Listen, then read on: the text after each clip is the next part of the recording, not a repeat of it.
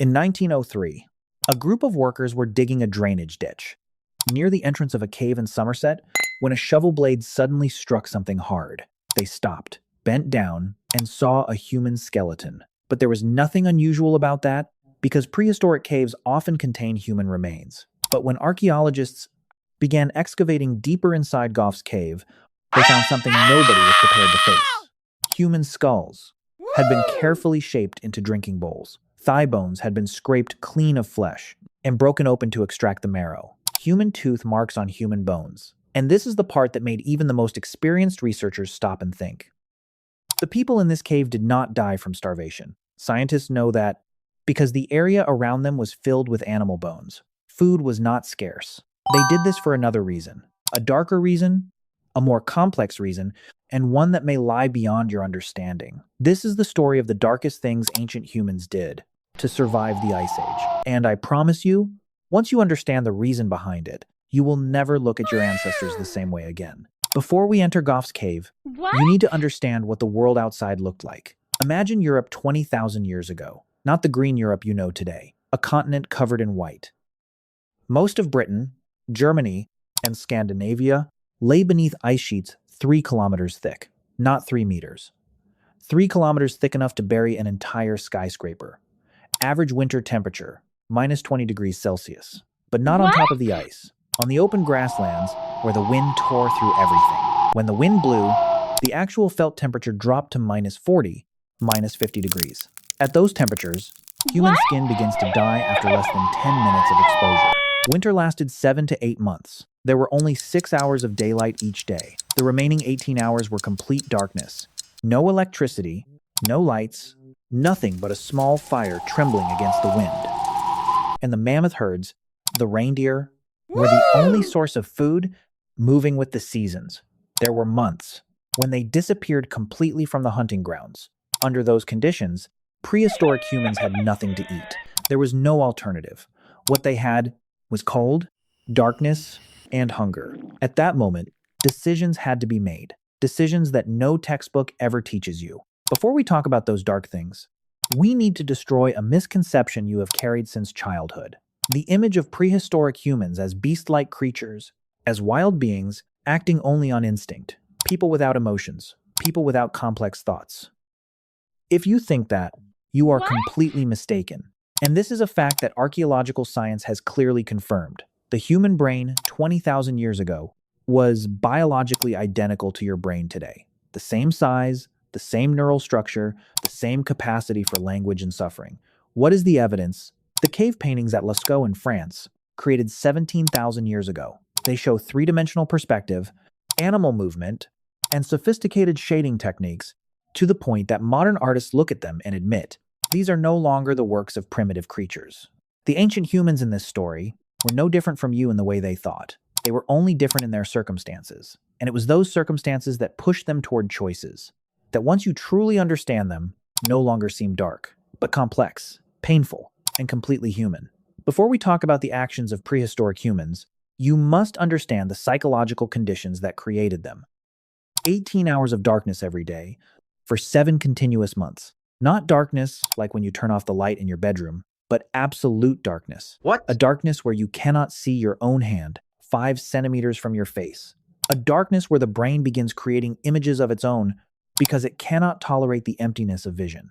Scientists at Durham discovered that ancient humans living in caves, under flickering torchlight, experienced a phenomenon called extreme pareidolia. Their brains would automatically see shapes, faces, and creatures in the random patterns on cave walls. This is also why many cave paintings were created in the deepest, darkest, and hardest to reach places.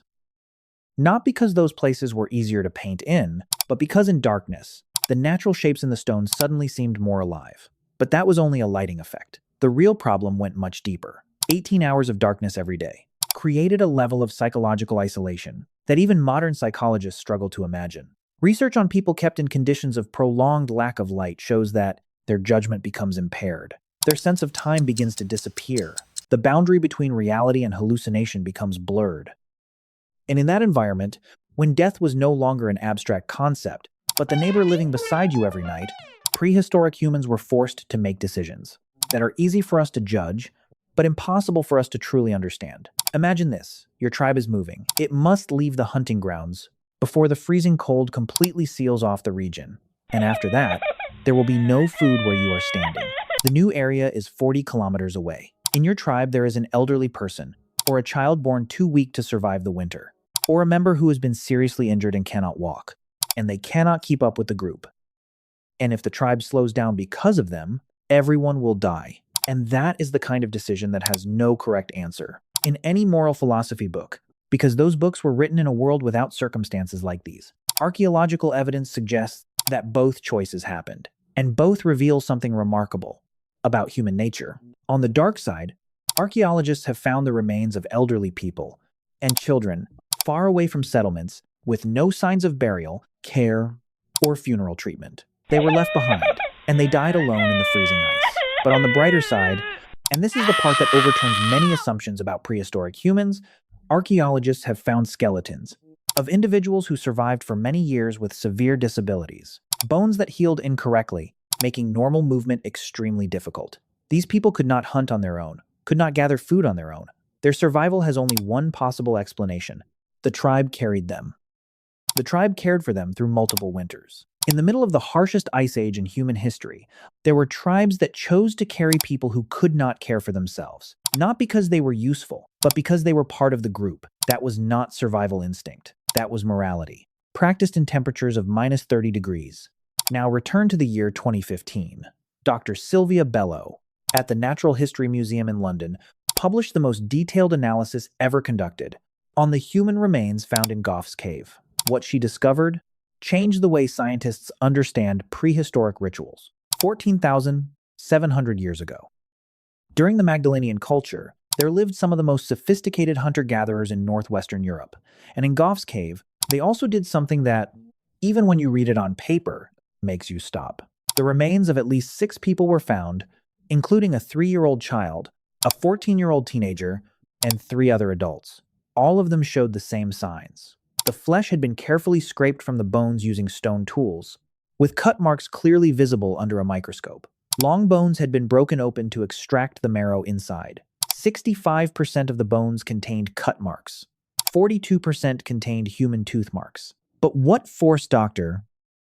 Bello and her team to rethink their entire understanding of these actions was what happened to 3 of the skulls. They were not smashed apart. They had been carefully shaped and polished. The inner surfaces had been meticulously smoothed. The result was 3 perfectly formed bowls made from human skulls. Bello concluded that this was a ritual, part of a deliberate funerary tradition, not the desperate act of starving people. The question is not, why were they so savage? But rather, what in their understanding of death led them to do this? We do not know the answer, but we do know that they did it carefully, together. There was another kind of decision made by prehistoric humans, one even darker. Not a decision about the dead, but about those who had not yet been born. Under Ice Age conditions, a child born in November, during a year when food supplies had been exhausted, the mother was already malnourished and unable to produce enough milk, and the child would die within a few weeks. Archaeological evidence from hunting and gathering cultures that closely resemble prehistoric societies, including some Inuit groups in northern Alaska, suggests that under these extreme circumstances, decisions were made for which no option was free of pain. And the most important thing anthropologists have recorded is this. These decisions were not made by individuals alone. They were group decisions, with the psychological and moral burden shared among everyone. None of them were villains in this story. All of them were ordinary human beings, trying to secure a chance to survive. Everything you have heard so far, leaving the weak behind, rituals involving the dead. These are dark things, in the sense that they are painful. But the true darkness of the Ice Age was not any specific act. It was something that everyone in the tribe knew. Everyone knew that the coming winter might be their last. Everyone knew that the child they were holding might not survive until the next spring. Everyone looked around the fire circle and knew that someone sitting there would not be there next year. They lived with that reality every day. There was no medicine to help them forget, only fire and darkness. Yet, they continued living. They continued painting on cave walls. They continued carving figurines.